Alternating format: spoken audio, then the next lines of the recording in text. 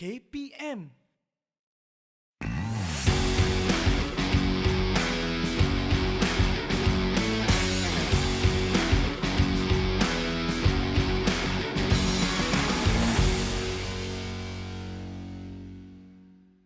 Hai semua, bertemu kembali dalam Diet dan Nutrisi. Assalamualaikum dan salam sejahtera bersama saya Dietitian Nora.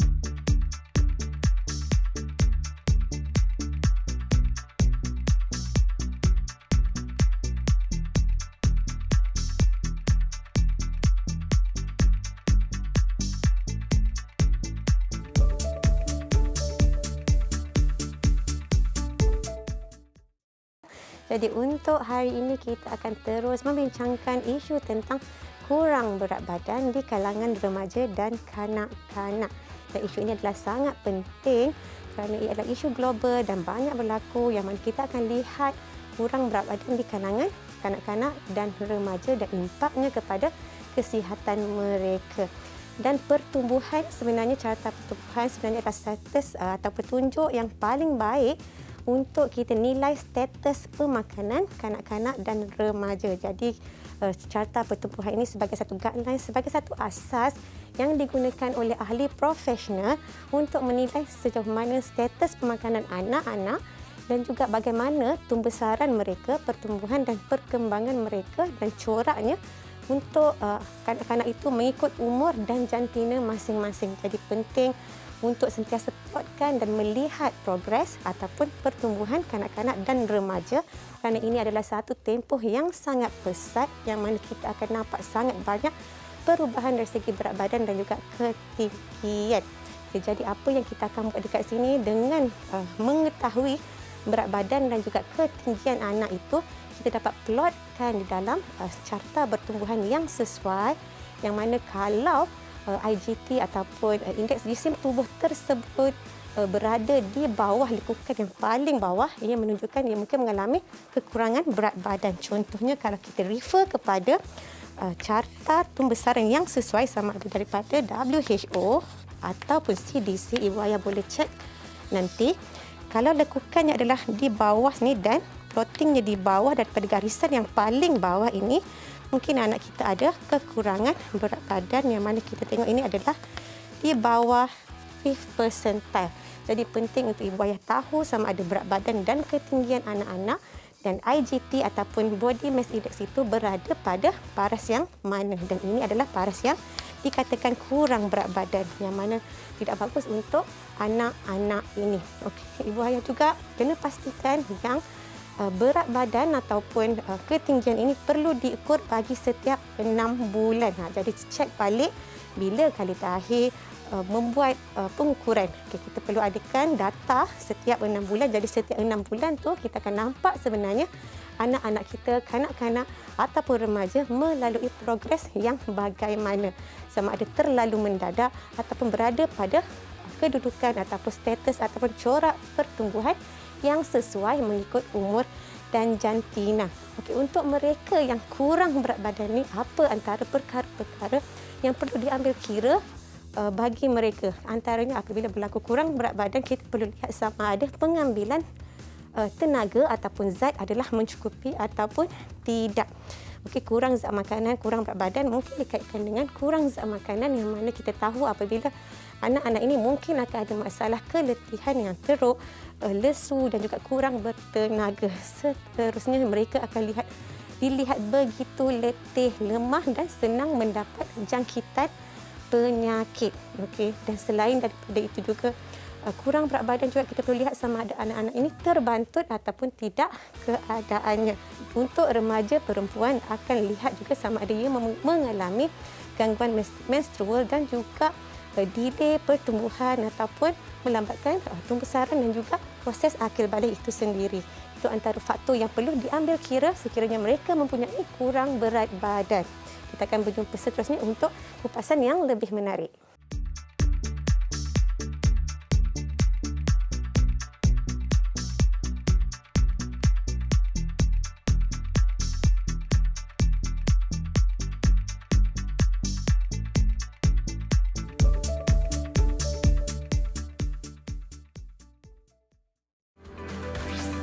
Didik TV KPM.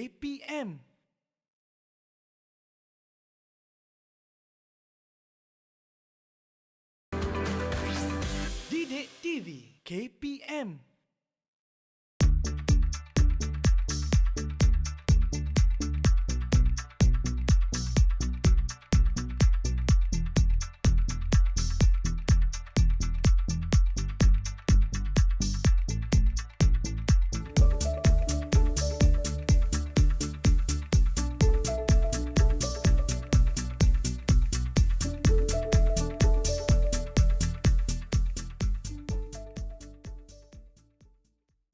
Seterusnya, adik-adik di rumah dan ibu ayah, kita lihat pula apakah faktor-faktor yang menyebabkan kekurangan berat badan di kalangan remaja dan kanak-kanak. Jadi, faktor pemakanan bukanlah satu-satunya faktor yang menyebabkan kekurangan berat badan, kerana ada banyak lagi faktor yang mungkin membawa kepada kekurangan berat badan. Okey, yang pertama, dah tentu kita tahu, pengambilan tenaga yang kurang adalah boleh menyebabkan kekurangan berat badan. Okey, kurang pengambilan tenaga ataupun kurang kalori intake berbanding dengan keperluan. Jadi ini adalah salah satu sebab yang mungkin menyebabkan kurang berat badan di kalangan remaja dan kanak-kanak. Tapi itu bukan satu-satunya sebab, kerana mungkin juga ada penyakit tertentu yang menyebabkan anak-anak itu tidak dapat kenaikan berat badan. Antaranya mungkin masalah cacing yang mana menyebabkan kekurangan berat badan. Seterusnya, kadang-kadang anak-anak ini mempunyai senaman yang berlebihan. Okey, senaman yang berlebihan juga menyebabkan berlakunya eksesif senaman yang berlebihan dilakukan oleh mereka. Terlalu banyak exercise berbanding dengan pengambilan makanan akan menyebabkan mereka susah untuk naik berat badan dan kurang minat. Kurang minat terhadap makanan pada satu-satu masa juga boleh menjadi punca ataupun faktor kenapa anak-anak ini tidak ada kenaikan berat badan. Kenapa tiba-tiba dia tidak berminat? Mungkin ada banyak faktor sebenarnya, dan ini mungkin berlaku dalam tempoh yang panjang ataupun beberapa minggu sebelum kita nampak perubahan dari segi berat badan mereka. Jadi kita kena kaji juga mengapakah anak-anak ini hilang minat untuk makan. Mungkin ada masalah-masalah tertentu ataupun dilema-dilema tertentu yang seterusnya mempengaruhi jumlah pengambilan makanan daripada kebiasaan. Dan seterusnya, tekanan juga salah satu faktor yang juga mungkin membawa kepada kurangnya pengambilan makanan dan menyebabkan gangguan dalam berat badan ataupun gangguan dalam kenaikan berat badan yang normal. Okey, itu antara faktor. Dan yang terakhir sekali yang mungkin menjadi faktor kenapa tidak berlakunya kenaikan berat badan, ia berlaku disebabkan oleh peningkatan kadar pertumbuhan yang pesat pada satu-satu masa. Jadi growth spurt yang berlaku secara mendadak juga akan menampakkan graf itu sedikit menurun. Okey, itu antara faktor-faktor yang mungkin menyebabkan kurang berat badan di kalangan remaja dan kanak-kanak. Dan kebanyakan kurang berat badan ini berlaku pada mereka yang berumur 5 hingga 9 tahun. Jadi ini akan didiagnos ataupun dimaklumkan oleh health professional ataupun ahli profesional kepada ibu ayah, pemakluman untuk bagi tahu sama ada anak itu berada dalam keadaan kurang berat badan ataupun tidak. Dan apabila dimaklumkan yang anak ini berada pada paras kurang berat badan, apakah objektif ataupun matlamat sebenarnya yang dimaksudkan oleh doktor ataupun ahli profesional untuk ibu ayah buat di rumah, untuk parents buat di rumah bersama dengan anak-anak bagi memastikan ia kembali kepada paras yang normal ataupun berada pada berat badan yang normal, tidak lagi berada pada graf di bawah 5th percentile ataupun di bawah lekukan yang pertama. Yang pertama, doktor ataupun nurses ataupun ahli profesional akan menyuruh ibu bapa menggalakkan peningkatan kalori ataupun makan makanan yang secukupnya. Okey, cukupkan kalori pengambilan anak pada setiap hari, sebab mungkin pada hari sebelum ini pengambilan kalorinya adalah tidak mencukupi. Jadi fokusnya, matlamatnya yang pertama, kena pastikan cukup pengambilan kalori seharian. Yang kedua, pastikan ada makronutrien. Cukupkan keperluan kalori mengikut umur tadi supaya kenaikan berat badan boleh berlaku. Seterusnya, pastikan ada makronutrien iaitu karbohidrat, protein, lemak, vitamin dan mineral yang mencukupi pada setiap hari untuk anak-anak itu naik berat badan pada masa yang sama mendapat semua zat yang diperlukan. Makronutrien adalah makanan-makanan yang menyumbang kepada kalori ataupun sumber tenaga dan kita cukupkan kalori dengan pengambilan makronutrien tersebut. Kalau anak-anak ini sebelum ini memang suka bersenam, memang suka beraktif fizikal dan aktif, senaman ataupun rutin biasa itu masih boleh dilakukan dengan kadar yang sepatutnya. Tetapi andai kata tiba waktu makan, sepatutnya beberapa minit ataupun 15 hingga 30 minit sebelum waktu makan, ibu ayah boleh pastikan yang anak-anak sudah pun berhenti melakukan sebarang aktiviti fizikal dan fokus untuk waktu makan yang seterusnya. Dengan ini dapat membantu sebenarnya mencukupkan jumlah waktu makan dan pada masa yang sama bagi dapat memastikan ada pengambilan makanan pada waktu-waktu yang tertentu. Dan untuk anak-anak ini juga kena pastikan ada snack-snack yang sesuai yang diberikan kepada mereka pada senggang-senggang waktu yang tertentu di antara waktu makan. Pastikan ada snack yang sesuai, snack yang tinggi kalori dan juga tinggi nutrien.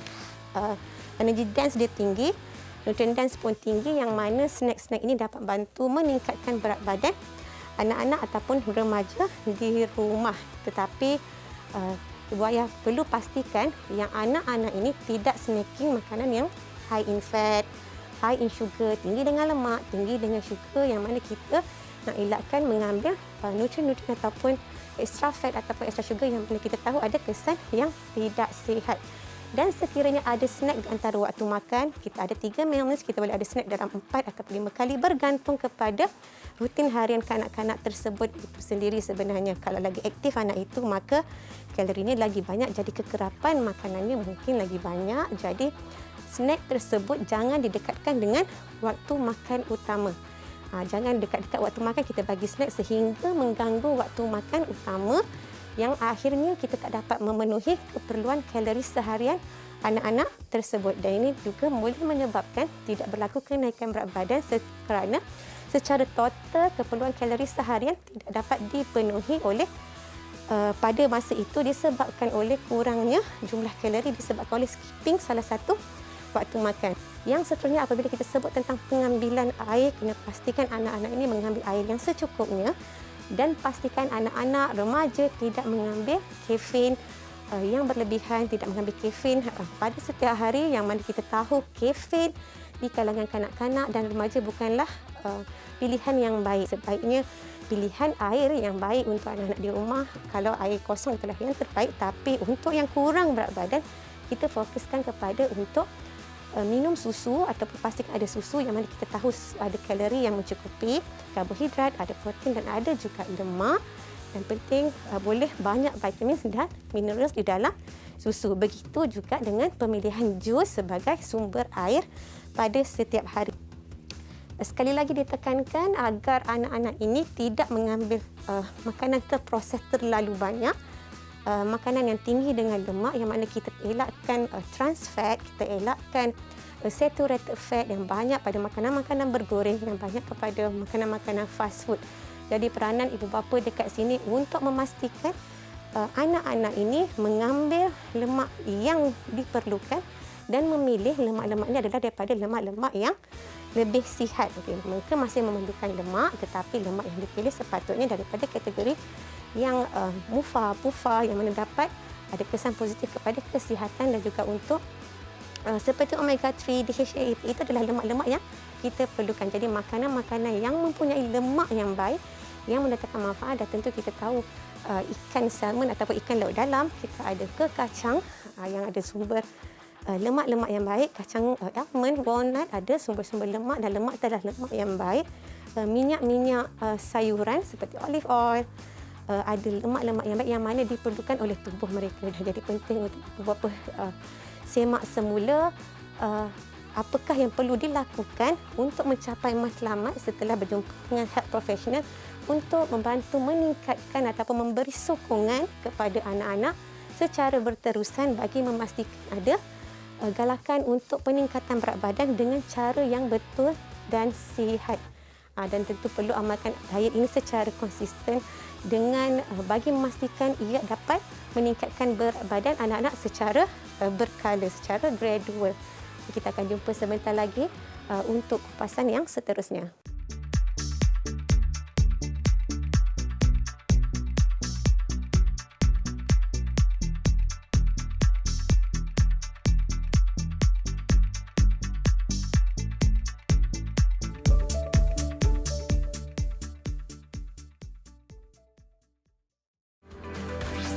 Didik TV KPM.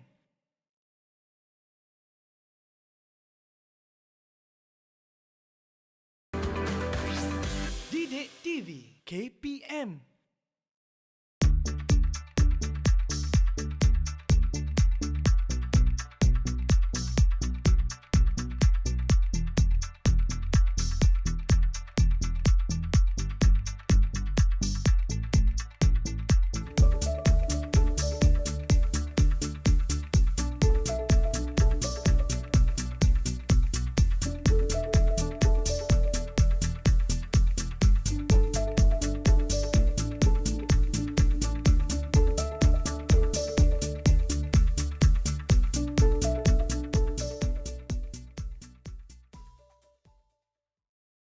Hai semua, bertemu kembali. Seterusnya kita akan lihat pula apa pula makanan yang boleh dimakan oleh kanak-kanak dan remaja untuk membantu kenaikan berat badan mereka. Jadi yang penting kita fokuskan untuk kenaikan berat badan untuk mengambil makanan yang tinggi kalori. Jadi makanan yang bagaimana boleh diambil oleh kanak-kanak dan remaja ini, yang mana ia akan membantu meningkatkan jumlah kalori pengambilan setiap hari. Contohnya, kalau yang pertama kita kebiasaannya ambil bubur nasi, bagaimana caranya untuk kita pastikan ia mempunyai kalori yang lebih tinggi? Boleh ditambahkan dengan ayam, ikan dan juga minyak bagi memastikan ia lebih lengkap dan mempunyai kalori yang lebih tinggi. Jadi itu merupakan salah satu cara daripada kita hanya mengambil bubur kosong. Kita suggestkan untuk anak-anak, kanak-kanak ataupun remaja untuk menambahkan kumpulan makanan yang lain kepada makanan utama tersebut bagi memastikan satu hidangan makanan yang dimakan pada waktu itu mempunyai kalori yang lebih tinggi. Istilah bubur kosong, bubur yang ditambah dengan ayam, ditambah dengan ikan, bersama-sama dengan sayur termasuk dengan minyak yang disediakan akan menyebabkan peningkatan kalori. Kalau pilihan lain, makanan-makanan bergoreng seperti nasi goreng juga boleh dimakan oleh mereka dengan cara pengadaan yang betul. Jadi kita letakkan sedikit minyak dalam nasi goreng bersama dengan sumber protein yang lain dan juga sayur-sayuran. Jangan kita serve nasi goreng hanya dengan sumber protein dan tidak meletakkan sumber-sumber lain, yang mana kita akan tahu makanan tersebut nanti akan lebih rendah kalorinya, lebih rendah nutrisinya. Jadi kita fokus kepada meningkatkan jumlah kalori, meningkatkan nutrisi dalam makanan yang dihidangkan. Kalau itu kita nampak contoh yang pertama adalah nasi ataupun sumber karbohidrat. Untuk susu juga, kita boleh tingkatkan kalori susu yang diambil dengan tambahkan buah atau aiskrim. Jadi boleh buat milkshake menggunakan susu yang ada untuk pastikan kalori yang diambil oleh anak-anak menjadi lebih tinggi. Jadi boleh buat milkshake untuk dijadikan sumber makanan salah satu waktu snack pun boleh, waktu hidangan utama disertakan dengan hidangan utama pun boleh, bagi memastikan jumlah kalori itu ditambahkan secara berperingkat. Dan kalau kata ambil crackers ataupun biscuits, boleh diletakkan makan bersama keju, makan bersama yogurt ataupun dip dengan peanut butter, yang mana ini adalah antara langkah-langkah yang boleh membantu meningkatkan jumlah kalori dalam setiap hidangan ataupun dalam setiap snack. Kombainkan kumpulan makronutrien, iaitu kumpulan karbohidrat dengan kumpulan protein, dan tambahkan lemak, dan tambahkan juga minyak yang sesuai ataupun dressing yang ada bagi memastikan jumlah kalori yang diambil lebih tinggi berbanding makanan biasa. Tetapi pada masa yang sama, ibu ayah, adik-adik kena utamakan juga makanan-makanan yang menjadi favourite ataupun kegemaran anak-anak itu sendiri. Andai kata anak itu suka makan nuggets yang disediakan, kita perlu sediakan yang lebih sihat. Kita sediakan yang homemade nuggets.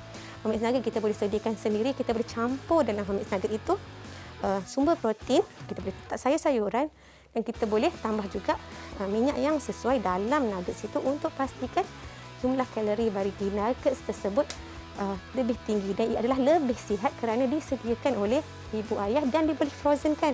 Jadi bila-bila anak lapar, ada makanan yang sesuai, boleh masak nuggets tersebut iaitu homemade nuggets itu untuk dijadikan kudapan untuk anak-anak. Jadi selain daripada itu, apa pula yang boleh dilakukan oleh ibu ayah untuk sama-sama membantu dalam proses menaikkan ataupun mendapatkan berat badan yang unggul bagi kanak-kanak dan remaja. Bagi remaja, berat badan yang sihat boleh berlaku sekiranya kenaikan adalah di antara 0.5 sehingga 1 kilogram bagi setiap minggu. Jadi ibu ayah pastikan anak-anak di rumah kerap makan daripada 3 hingga 5 hidangan, mungkin 5 hingga 7 hidangan pada setiap hari. Jadi nak kerapkan makan, kena ada sumber makanan yang sesuai dan disediakan di rumah. Seterusnya, pastikan saiz porsi anak-anak itu berada pada saiz porsi yang betul.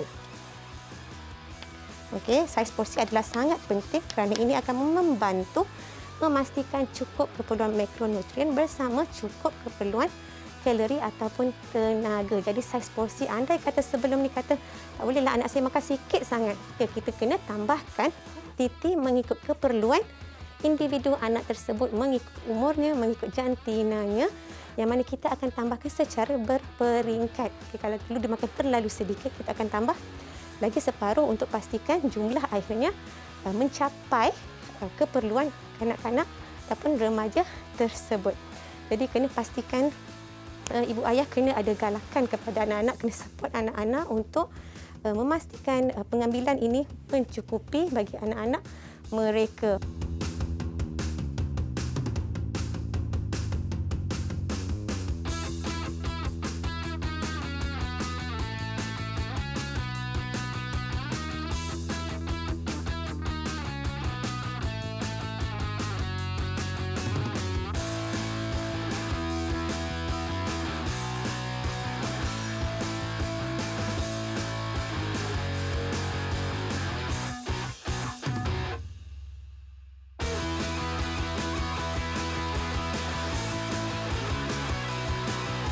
Semoga ini bermanfaat untuk ibu bapa dan juga untuk adik-adik di rumah. Jumpa lagi dalam episod yang seterusnya, diet dan nutrisi.